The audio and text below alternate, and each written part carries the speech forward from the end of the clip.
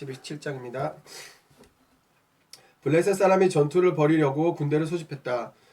그들은 유다 땅 소고에 군대를 배치하고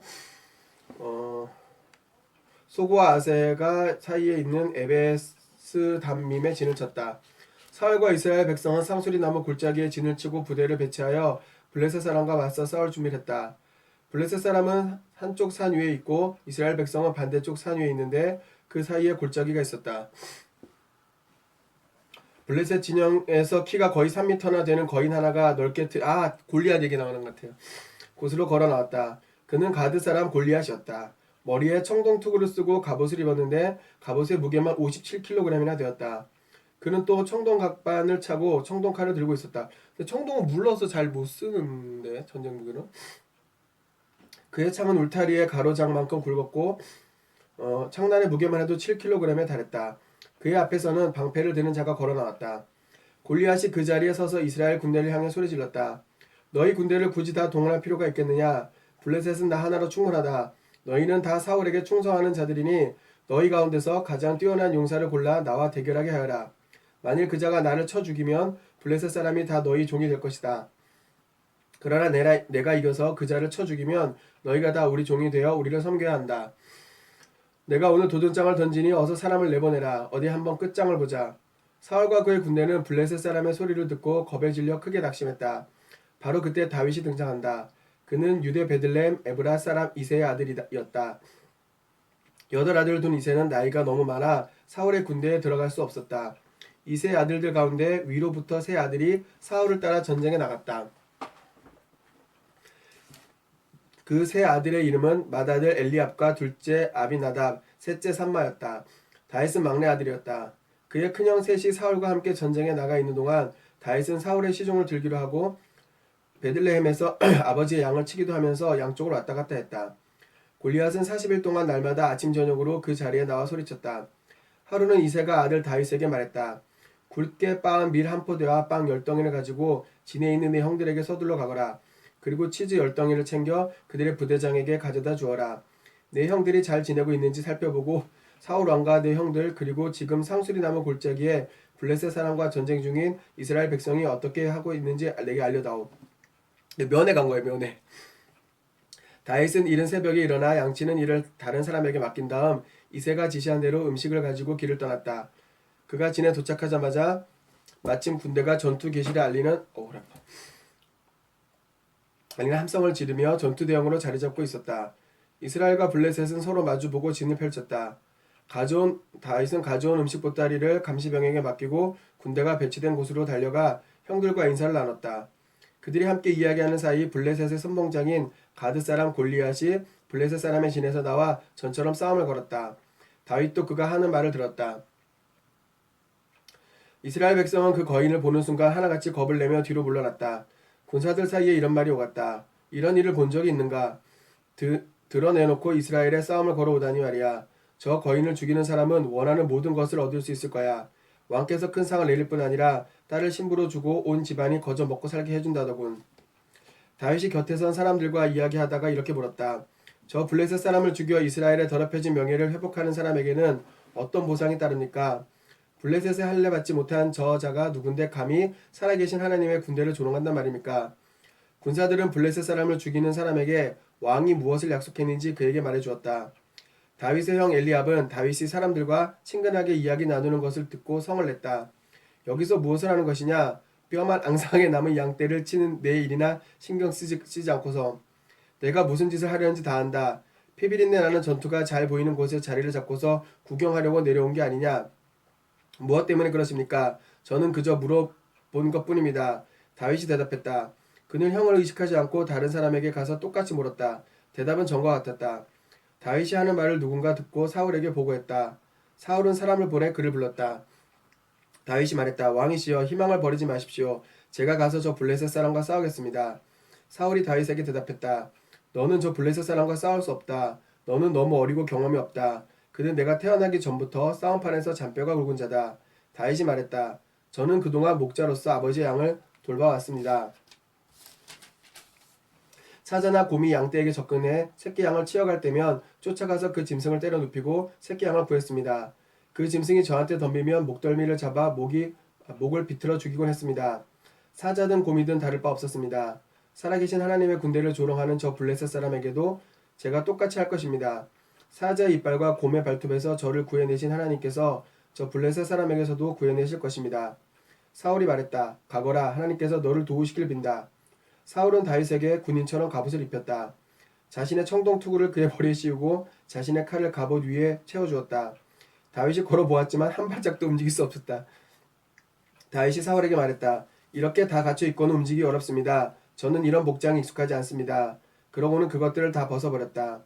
그런 다음 다윗은 목자의 지팡이를 들고 시냇가에서 매끄러운 돌 5개를 골라 목자의 배낭 주머니에 넣은 다음 손에 물매를 들고 골리앗에게 다가왔다. 그 블레셋 사람은 방패를 드는 자를 앞세고 이리저리 왔다 갔다 하다가 다윗을 보았다. 그는 다윗을 한번 훑어보고는 코웃음을 쳤다. 뺨이 붉고 솜털이 보송보송한 한낱 애송이로 본 것이다. 그 자는 다윗을 비웃었다.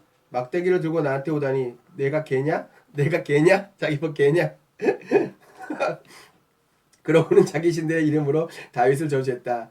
이리 오너라. 블레셋 사람이 말했다. 내가 너를 이 들판에서 죽여 독수리밥이 되게 해주마. 들쥐들의 별미로 만들어주겠다. 다윗이 대답했다. 너는 칼과 창과 도끼를 가지고 내게 오지만 나는 내가 비웃고 저주하는 만군의 하나님 이스라엘 군대의 하나님의 이름으로 나아간다. 바로 오늘 하나님께서 너를 내 손에 넘겨주실 것이다. 내가 너를 죽이고 내 머리를 베어서 내 시체와 내 블레셋 동료들의 주검을 까마귀와 늑대들의 먹이로 던져줄 것이다. 이스라엘에 참으로 놀라우신 하나님이 계심을 온 땅이 알게 될 것이다. 하나님께서는 칼이나 창으로 구원하는 분이 아니심을 여기 모인 모든 사람이 깨닫게 될 것이다. 전투는 하나님께 속한 것이니 그분께서 너희를 우리 손에 손쉽게 넘겨주실 것이다. 블레셋 사람은 그 말에 자극을 받아 다윗 쪽으로 걸음을 뗐다. 다윗은 전열에서 벗어나 블레셋 사람 쪽으로 달려갔다. 그는 배낭 주머니에서 돌을 꺼내 물매를 힘껏 던졌다. 돌이 날아가 블레셋 사람의 이마를 세게 맞췄다. 그리고 그대로 깊이 박혀버렸다. 블레셋 사람이 땅바닥으로 얼굴을 받고 맥없이 쓰러졌다. 그렇게 해서 다윗은 물매와 돌 하나로 블레셋 사람을 이겼다. 그를 쳐서 죽인 것이다. 그에게 칼은 필요 없었다. 다윗은 블레셋 사람에게로 달려가 그를 밟고 선 뒤 거인의 칼집에서 칼을 뽑아 그의 목을 베었다. 그 칼도 되게 무거웠을 텐데. 그것으로 끝이었다. 블레셋 사람은 자기들의 위대한 장수가 한순간에 죽는 광경을 보고 뿔뿔이 흩어져 필사적으로 도망쳤다. 이스라엘과 유다 사람들이 일어나 소리쳤다. 그들은 멀리 가드 경계와 에그론 성문까지 블레셋 사람을 추격했다. 사아라임 길을 따라서 가드와 에그론에 이르기까지 부상당한 블레셋 사람이 곳곳에 널브러졌다. 이스라엘 백성은 추격을 마치고 돌아와 블레셋의 진을 약탈했다. 다윗은 그 블레셋 사람의 머리를 취하여 예루살렘으로 가져갔다. 그러나 거인의 무기는 자신의 장막 안에 두었다. 사울은 다윗이 나가 블레셋 사람에게 맞서는 것을 보고 군사령관 아브넬에게 말했다. 저 젊은이는 어느 가문 사람이요? 아브넬이 말했다. 왕이시여 황공하오나 저도 아는 바가 없습니다. 왕이 말했다. 그렇다면 저 젊은이의 집안에 대해 알아보시오.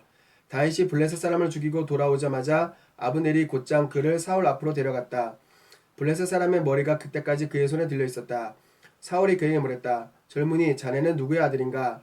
다윗이 말했다. 저는 베들레헴에 사는 주인님의 종 이새의 아들입니다. 이거 얘 아들인 거 알고 있지 않나요? 그 왜 음악 이새 아들인 거 알고 그 뭐지? 뽕각뽕각 그 악기 연주하라고 부른 걸로 알고 있는데 뭐 별로 대수롭지 생각하지 않았었나 봐요. 그 가문까지는. 자 18장입니다. 18장 다윗이 사울에게 보고하는 모습을 본 요나단은 그에게 깊은 인상을 받았다. 두 사람은 곧 끈끈한 우정을 나누는 사이가 되었다. 요나단은 다윗에게 마음을 다했고 그 이후로 다윗의 첫째 가는 조력자이자 친구가 되었다. 사울은 그날 다윗을 집안 식구로 받아들였고 다시 아버지의 집으로 돌아가지 못하게 했다. 강제로. 요나단은 다윗을 깊이 아끼는 마음에서 그와 언약을 맺었다. 그리고 언약의 증표로 격식을 갖춘 선물을 주었다. 왕자의 겉옷과 갑옷, 칼, 활, 허리띠 등의 무기였다. 다윗은 사울이 무슨 일을 맡기든지 그 일을 아주 잘 해냈다. 다윗이 일을 너무나 잘하자 사울은 그에게 군대의 작전권까지 맡겼다. 일반 백성뿐 아니라 사울의 신하들까지도 모두 다윗의 지도력을 인정하고 칭찬했다.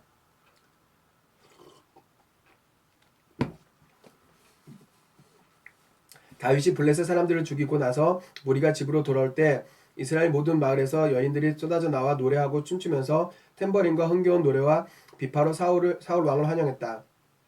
여인들은 흥에 겨워 즐겁게 노랬다. 사울은 수천 명을 죽이고 다윗은 수만 명을 죽인다. 그 말에 사울은 몹시 화가 났다. 또 질투하게. 노래 부르는 사람도 지혜가 없어요. 그죠? 사울은 그것을 자신을 무시하는 말로 받아들였다. 그는 백성이 다윗에게는 수만 명의 공을 돌리면서 내게는 수천 명의 공만 돌리다니 자칫하다가는 그에게 이 나라를 빼앗기겠구나 하고 말했다. 그때부터 사울은 다윗을 경계했다. 이튿날 하나님께서 보내신 어둡고 우울한 기운이 사울을 괴롭혔다. 사울은 거의 제정신이 아닌 상태로 떠들어댔다. 다윗은 의뢰하던 대로 하프를 연주했다. 사울의 손에 창이 들려 있었는데 그가 갑자기 다윗을 벽에 박아버리겠다 생각하고는 그에게 창을 던졌다. 다윗이 몸을 피하여 창을 빗나갔다. 그런 일이 2번이나 있었다. 오, 대박. 사울은 다윗이 두려워졌다. 하나님께서 사울을 떠나 다윗과 함께 계시는 것이 너무나 분명했다. 그래서 사울은 다윗을 군 지휘관으로 임명해 자기 눈에 띄지 않는 곳으로 보내버렸다. 다윗은 자주 전쟁에 나갔다. 그가 하는 일마다 다 잘되었다. 참으로 하나님께서 그와 함께 계셨다. 다윗이 번번이 성공하는 것을 보고 사울은 더욱 두려워졌다. 그의 눈에는 임박한 재앙의 조짐이 훤히 보였다. 그러나 이스라엘과 유다의 모든 사람은 다윗을 사랑했다. 그들은 그가 하는 일을 즐겁게 지켜보았다. 하루는 사울이 다윗에게 말했다. 내 맏딸 레랍을 자네에게 아내로 주고 싶네. 나를 위해 용감하고 담대하게 하나님의 싸움을 싸워주게.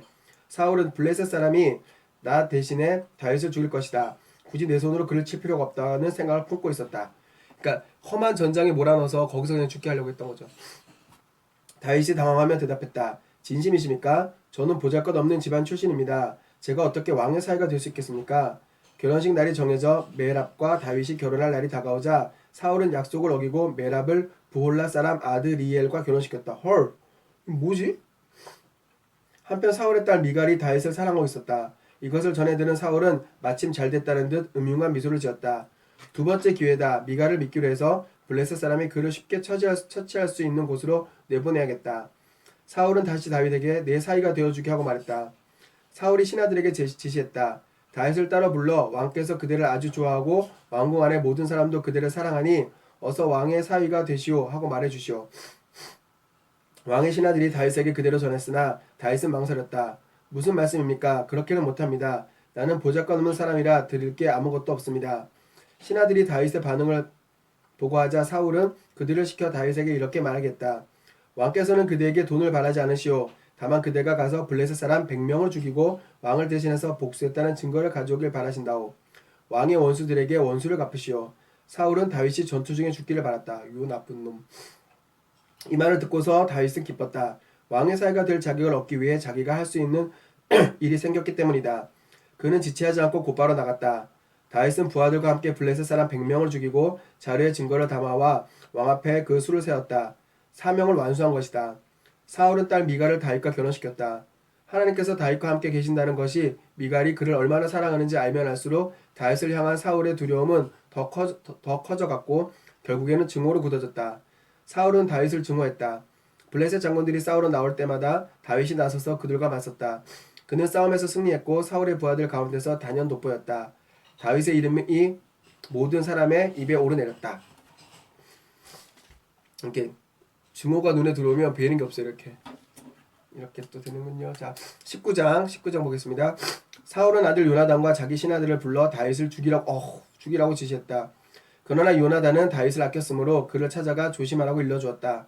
아버지께서 자네를 죽일 방법을 찾고 있네. 그러니 이렇게 하게. 내일 아침에 들판에 나가 숨게. 자네가 숨어있는 곳 부근으로 내가 아버지를 모시고 나가겠네. 그리고 아버지에게 자네 이야기를 할 테니 그분이 뭐라고 말씀하시는지 들어보세.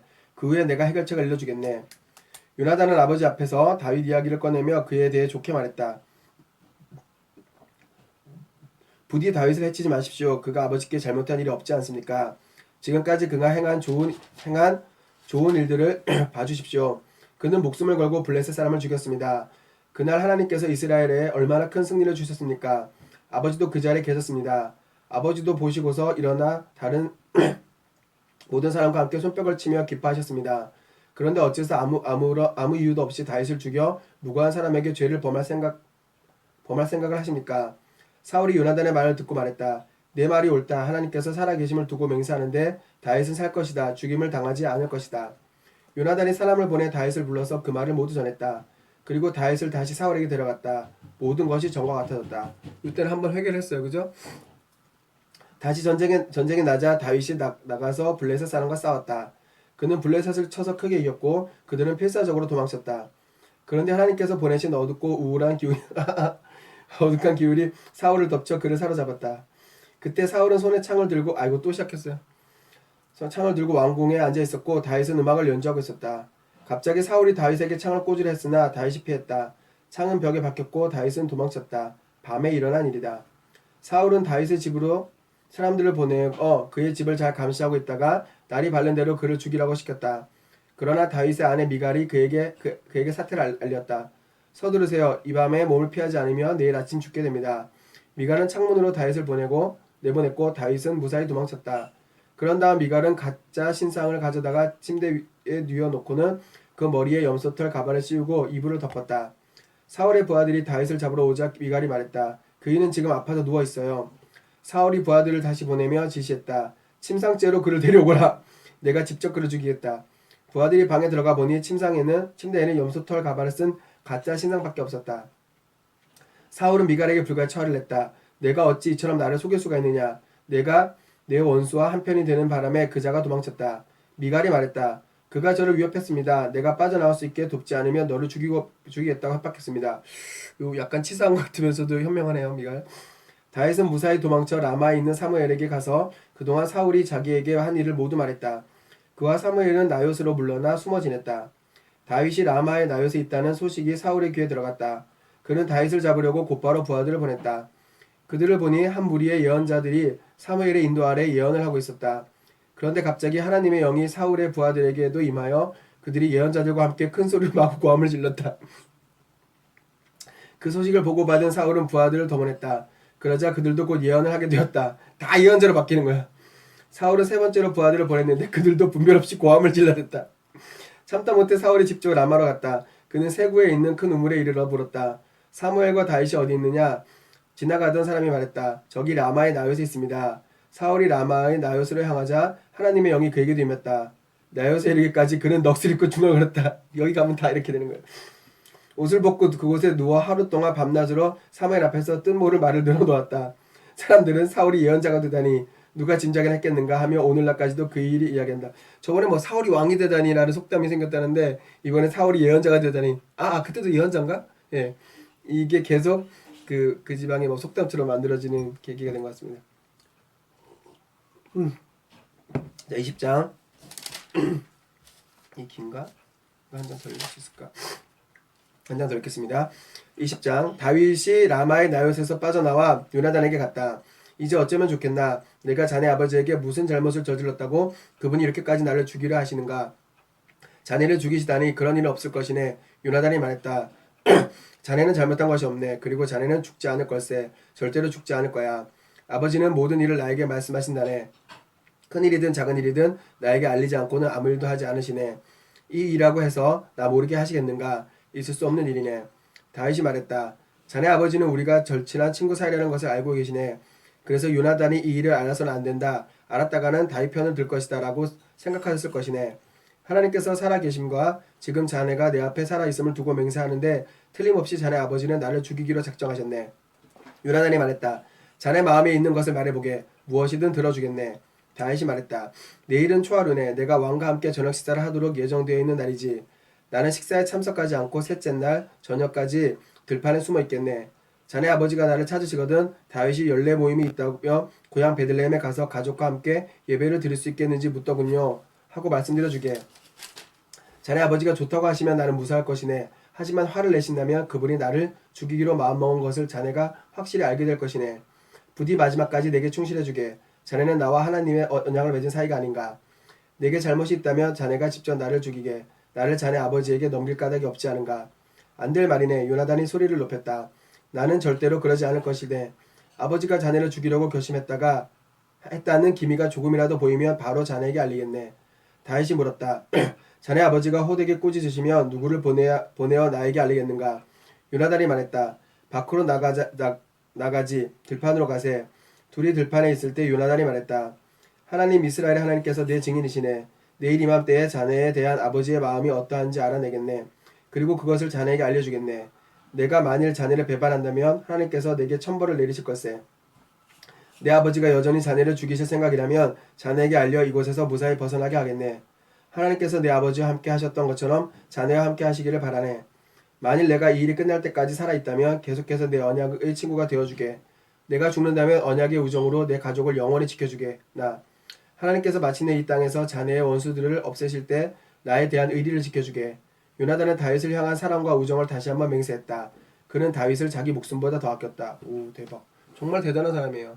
자기가 왕이 돼야 되는데 또 불구하고 그걸 다른 사람이 왕이 되는 걸 인정하잖아요. 저런 사람이 참 있나. 요나단이 자신의 계획을 내놓았다. 내일은 초하루니 자네가 저녁 식사에 나타나지 않으면 다들 자네를 찾을 것이네. 사흘째 되어 그들이 자네를 더 이상 찾지 않으면 자네는 전에 숨어있던 곳으로 가서 그 큰 바위 옆에서 기다리게. 내가 바위 쪽으로 화살을 3번 쏘겠네. 그런 다음 종을 보내면서 가서 화살을 찾으라고 할 텐데 내가 종에게 화살이 이쪽에 있으니 가져오라고 외치면 자네가 무사히 돌아와도 좋다는 신호를 알게. 하나님께서 살아계심을 두고 맹세하는데 두려워할 건 하나도 없네. 그러나 내가 화살이 더 멀리 나갔다고 외치며 서둘러 도망치게. 하나님께서 자네가 여기서 벗어나기를 원하시는 것이네. 지금까지 우리가 의논한 모든 것에 대해 하나님께서 마지막까지 우리와 함께 하심을 잊지 말게. 다윗은 들판에 숨었다. 초하루 절기가 되자 왕이 식사를 하려고 식탁에 앉았다. 그는 늘 앉던 대로 벽쪽 자리에 앉았고 요나단은 식탁 맞은편에 아브넬은 사울 옆에 앉았다. 그러나 다윗의 자리는 비어 있었다. 그날 사울은 그것에 대해 아무 말도 하지 않았다.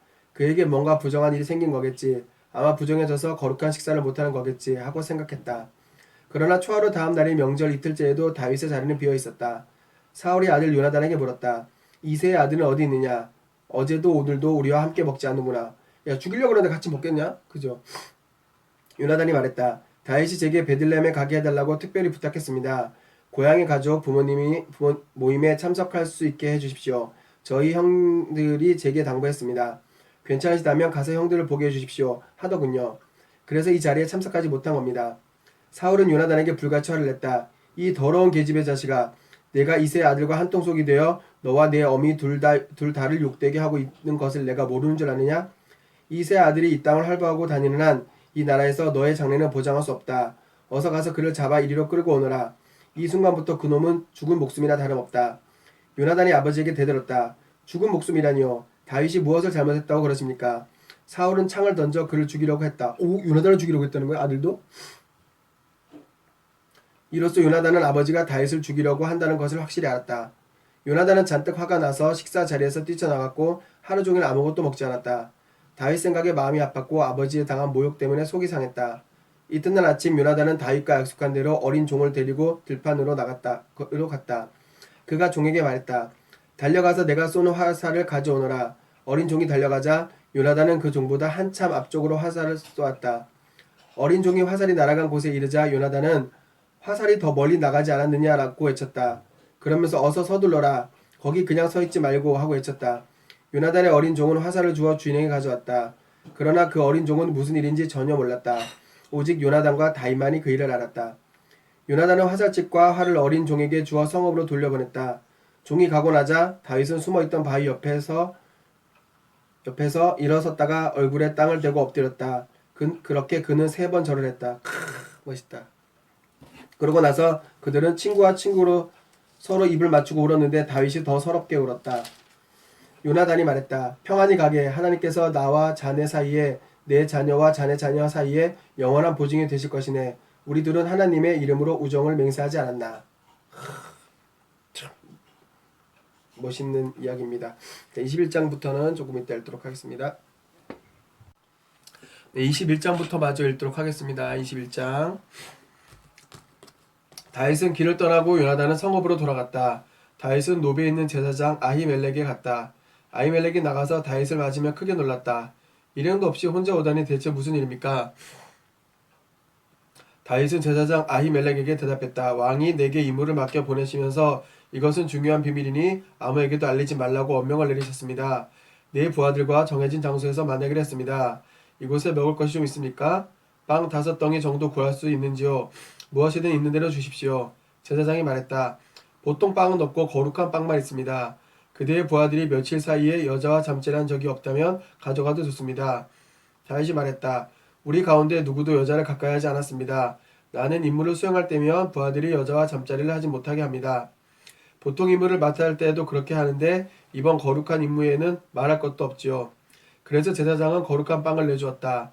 그것은 새 빵을 차려 놓으면서 하나님 앞에서 물려낸 임재의 빵이었는데 그에게 있는 음식이 그것뿐이었기 때문이다. 사울의 신하 가운데 한 사람이 그날 서원을 지키려고 그곳에 있었는데 그는 에돔 사람 도액으로 사울의 목자 가운데 우두머리였다. 다윗이 아히멜렉에게 물었다. 이곳에 혹시 창이나 칼이 있습니까? 왕의 명령이 너무 급해서 서둘러 떠나느라 무기를 챙길 겨를이 없었습니다. 제사장이 말했다. 그대가 상수리 나무 골짜기에서 죽인 블레셋 사람 골리앗의 칼이 여기 있습니다. 천에 싸서 에봇 뒤에 두었습니다. 갖고 싶으면 가져가십시오. 그것 말고 다른 무기는 없습니다. 다윗이 말했다. 그만한 칼이 어디 또 있겠습니까? 그것을 저에게 주십시오. 그 말을 마지막으로 다윗은 그곳을 급히 빠져나와 사울을 피해 필사적으로 도망쳤다. 그는 가드왕 아기스에게 갔다. 아기스의 신하들이 그를 보고 말했다. 이 자는 그 유명한 다윗이 아닙니까? 사람들이 춤추면서 노래했던 그 사람 말입니다. 사울은 수천을 죽이고 다윗은 수만 명을 죽인다. 다윗은 자신의 정체가 들통난 것을 알고 당황했다. 그는 가드왕 아기스에게 최악의 일을 당할까 두려웠다. 그래서 그들이 보는 앞에서 미친 척하며 머리를 성문에 찍고 나서 입에 거품을 물고 수염에 침을 질질 흘렸다. 아휴. 아기스가 그 모습을 보고 신하들에게 말했다. 미친 자의 줄 보면 모르느냐? 너희가 어찌해서 이 자를 이곳에 들였느냐? 내가 참고 견뎌야 할 미친 자들이 부족해서 하나를 더 데려왔느냐? 이 자를 당장 내어 쫓아라. 연기도 잘해야 돼요. 22장 다윗은 도망쳐 아둘람 굴로 피했다. 그의 형들을 비롯해서 그의 집안과 관계된 사람들이 그가 그곳에 있다는 소식을 듣고 내려와 합류했다. 뿐만 아니라 인생의 낙오자들, 온갖 실패한 사람과 불황자와 부정자들도 모두 그의 곁으로 모여들었다. 다윗은 그들의 지도자가 되었는데 모두 400명쯤 되었다. 그 후에 다윗은 모압 땅 미스바로 갔다. 그는 모압 왕에게 간청했다. 저를 향한 하나님의 계획이 무엇인지를 제가 알게 될 때까지 제 아버지와 어머니가 피할 곳을 허락해 주십시오. 다윗은 부모를 모압 왕에게 맡겼다. 다윗이 숨어 지내는 동안 그의 부모는 그곳에 머물렀다. 예언자 갓이 다윗에게 말했다. 굴로 돌아가지 말고 유다로 가십시오. 다윗은 그가 말한 대로 헤레숲으로 갔다. 사울이 다윗과 그 부하들의 행방에 대해 전해 들었다. 그때 그는 기브아산 위에 있는 큰 상수리 나무 아래서 손에 창을 들고 앉아 신하들에게 둘러싸인 채로 회의를 열고 있었다. 그가 말했다. 이 베냐민 사람들아, 잘 들어라. 행여 이새의 아들에게 너희의 미래를 의탁할 생각은 아예 하지도 마라. 그가 너희에게 가장 좋은 땅을 내주고 너희 모두를 요직에 앉혀줄 것 같으냐? 생각을 고쳐 먹어라. 지금 너희는 작당하여 내 등 뒤에서 쑥덕거리고 있다. 내 아들이 이새의 아들과 내통하고 있는데도 그것을 내게 구하는 자가 하나도 없다. 내 아들이 그 반역자들을 편들고 있는데도 신경 써서 그것을 내게 구하는 자가 너희 중에 하나도 없다. 그때 사울의 신하들과 함께 서 있던 에돔 사람 도액이 말했다. 제가 노베에서 이새의 아들과 아히두베 아들 아히멜렉이 만나는 것을 보았습니다. 아히멜렉이 그와 함께 기도하며 하나님의 인도하심을 구하고 그에게 먹을 것을 주고 블레셋 사람 골리앗의 칼을 주는 것을 제가 보았습니다. 사울이 사람을 보내 아히두베 아들 제사장 아히멜렉과 노베에 있는 그의 집안 제사장들을 모두 불러들였다. 그들 모두가 왕 앞에 나왔다. 사울이 말했다. 아히두베 아들아, 내 말을 들어라. 예 왕이시여. 그가 말했다. 너는 어찌하여 이새의 아들과 한패가 되어 나를 대적하느냐? 어찌하여 그가 빵과 칼을 주고 어찌하여 그에게 빵과 칼을 주고 그와 함께 기도하여 하나님의 인도하심을 구하고 그를 반역자로 내세워 나를 해치게 했느냐? 아히멜렉이 왕에게 대답했다. 왕의 수하에 왕의 사위이자 경호대장인 다윗만큼 충실한 신하가 없고 그보다 훌륭한 사람도 없습니다. 제가 그와 함께 기도하여 하나님의 인도하심을 구한 것이 그때가 처음입니까? 아닙니다. 저나 저희 집안에 어떤 죄도 씌우지 마십시오. 반역자라 하시는 말씀이 무슨 뜻인지 도무지 모르겠습니다. 왕이 말했다. 아히멜렉아, 너는 죽어 마땅하다. 너와 내 집안 사람 모두 죽을 것이다. 왕이 신복들에게 명령했다. 하나님의 제사장들을 에워싸고 모두 죽여라. 오, 대박. 저들은 다윗과 한편이다. 저들은 다윗이 나를 피하여 달아나는 줄 알면서도 내게 알리지 않았다. 그러나 그들은 제사장을 죽이려 하지 않았다. 하나님의 제사장들에게 손을 대고 싶지 않았던 것이다. 그러자 왕이 도액에게 말했다. 내가 제사장들을 죽여버려라. 에돔 사람 도액이 앞장서서 거룩한 옷을 입은 제사장 85명, 85명, 85명을 쳐서 죽였다. 이어서 사울은 제사장들의 성읍인 노베까지 학살의 손길을 뻗었다. 남자와 여자, 어린아이와 아기, 소와 나귀와 양 할 것 없이 모조리 죽였다. 사람이 이렇게 변할 수도 있어요. 그죠? 아이두베 손자여 아히멜렉의 아들인 아비아달만이 겨우 몸을 피해 달아났다. 그는 도망쳐 다윗에게 가서 그와 한편이 되었다. 아비아달은 사울이 하나님의 제사장들을 살해한 일을 다윗에게 전했다. 다윗이 아비아달에게 말했다. 그럴 줄 알았소. 내가 그날 거기서 에돔 사람을 보았는데 그가 사울에게 말할 줄 알았소. 그대 아버지 집안의 사람들이 몰상당한 것도 내 탓이오. 여기서 나와 함께 있으시오. 두려워하지 마시오. 그대를 죽이려는 자는 내 목숨을 노리는 자이기도 하니 내 곁에 있으시오. 내가 그대를 지켜주겠소. 자, 마지막 장 23장입니다. 23장. 블레셋 사람이 그일 나를 습격하여 국물을 약탈하고 있다는 보고가 다윗에게 들어갔다. 다윗은 하나님께 기도했다. 제가 이 블레셋 사람을 추격해 응징해도 되겠습니까? 하나님께서 말씀하셨다. 가거라. 블레셋 사람을 공격하여 그일 나를 보여라. 그러나 다윗의 부하들이 말했다. 우리가 여기 유다에서도 목숨을 잃을까 두려워하며 살고 있습니다. 그런데 어떻게 블레셋 사람이 득실되는 그일 나로 갈 생각을 하십니까? 그래서 다윗은 다시 하나님께 나아가 기도했다. 하나님께서 말씀하셨다. 가거라. 그일 나로 가거라. 내가 블레셋 사람을 내 손에 넘겨주겠다. 다윗과 그의 부하들은 그일 나로 가서 블레셋 사람과 싸웠다. 그들은 블레셋 사람의 가축을 사방으로 흩어놓았고 그들을 크게 물리쳐 그일라 백성을 구했다. 다윗에게 피해 있던 아비아달도 에봇을 가지고 나와 그일라 공격에 가세했다. 다윗이 그일라로 갔다는 말을 듣고 사울은 생각했다. 잘됐다. 하나님께서 그를 통째로 내게 넘겨주시는구나. 이런 상황에서도 자기가 선지자도 예언자도 다 죽여놓고 하나님이 자기를 도와준다고 생각하는 사울이 참 대단하네요. 그죠? 사방이 성벽으로 막힌 성 안에서 문까지 잠겼으니 그는 이제 도간에 든 쥐다. 사울은 다윗과 그의 부하들을 포위하려고 군대를 소집하여 그일라로 행했다. 다윗은 자기를 멸하려는 사울의 전략을 전해 듣고 제사장 아비아달에게 에봇을 가져오시오 하고 일렀다. 그리고 하나님께 기도했다. 이스라엘의 하나님, 방금 사울이 저를 잡으려고 그일라로 와서 이 성을 쳐부수려 한다는 소식을 들었습니다. 그일라 성읍의 원로들이 저를 그의 손에 넘겨주겠습니까? 정말 사울이 내려와 제가 들은 내용대로 실행하겠습니까? 하나님, 이스라엘 하나님, 제게 알려주십시오. 하나님께서 대답하셨다. 그가 내려올 것이다. 그럼 그일라의 지도자들이 저와 제 부하들을 사울의 손에 넘겨주겠습니까? 하나님께서 말씀하셨다. 그들이 너를 넘겨줄 것이다. 헐. 그래서 다윗과 그의 부하들은 그곳을 빠져나왔다. 그들의 수는 600명 정도 되었다. 그들은 그일라를 떠나 이동했다. 이곳저곳을 다니며 계속해서 이동했다. 사울은 다윗이 그일라에게 피했다는 말을 듣고 기습계획을 취소했다. 다윗은 사막의 은신처와 변경의 10광야 산지에 계속 머물렀다. 사울은 날마다 그를 찾아다녔으나 하나님께서 다윗을 그의 손에 넘겨주지 않으셨다. 사울이 다윗의 목숨을 노리고 뒤쫓기로 작정한 것이 분명해지자 다윗은 사울의 손이 미치지 않는 곳 10광야의 호레스에 숨었다. 사울의 아들 요나단이 호레스로 다윗을 찾아와서 하나님 안에서 그를 위로하며 말했다. 절망하지 말게. 내 아버지 사울은 자네에게 해를 입힐 수 없네. 자네는 이스라엘의 왕이 될 것이고 나는 자네 곁에서 도울 것이네. 내 아버지도 그것을 알고 있다네. 그리하여 두 사람은 하나님 앞에서 언약을 맺었다. 다윗은 호레스에 남고 요나단은 집으로 돌아갔다. 어떻게 요나단은 그래도 사울의 아들인데 같은 집안의 부모랑 아들인데 너무 수준 차이 나죠. 그죠? 그러니까 한 가족이라도 부모 자식 간에도 이렇게 다를 수 있는 거네요. 그죠? 10사람 가운데 몇 명이 기브아로 사울을 찾아와서 말했다. 다윗이 우리 지역 근처의 호레스 굴과 계곡에 숨어 있는 사실을 알고 계십니까? 지금 그는 여시몬 남쪽에 있는 하길라 산에 있습니다. 그러니 언제든 왕께서 내려오실 준비가 되면 말씀해 주십시오. 그를 왕의 손에 넘겨드리는 것을 우리의 영광으로 알겠습니다. 사울이 말했다. 그대들이 이처럼 나를 생각해 주니 하나님께서 그대들에게 복 주시기를 바라오. 이게 아닌데. 이제 돌아가서 모든 것을 살펴두시오. 그의 일과를 파악하고 그가 어디로 다니며 누구와 함께 있는지 동태를 관찰하시오. 그는 아주 약삭빠르오. 그가 숨은 곳들을 모두 정탐한 다음 나곤으로 나를 찾아오시오. 그때 내가 당신들과 함께 가겠소. 유다의 어느 지역이든 그를 찾기만 하면 내가 당장 달려갈 것이오.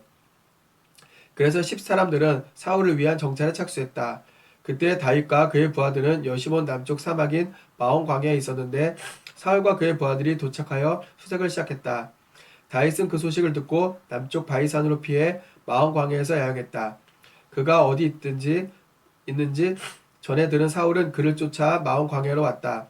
사울은 산 이편에 있고 다윗과 그의 부하들은 산 저편에 있었다. 사울과 그의 부하들이 포위망을 좁히며 다가오자 다윗과 그의 부하들은 후퇴하여 달아났다. 그런데 그때 전령이 사울에게 와서 말했다.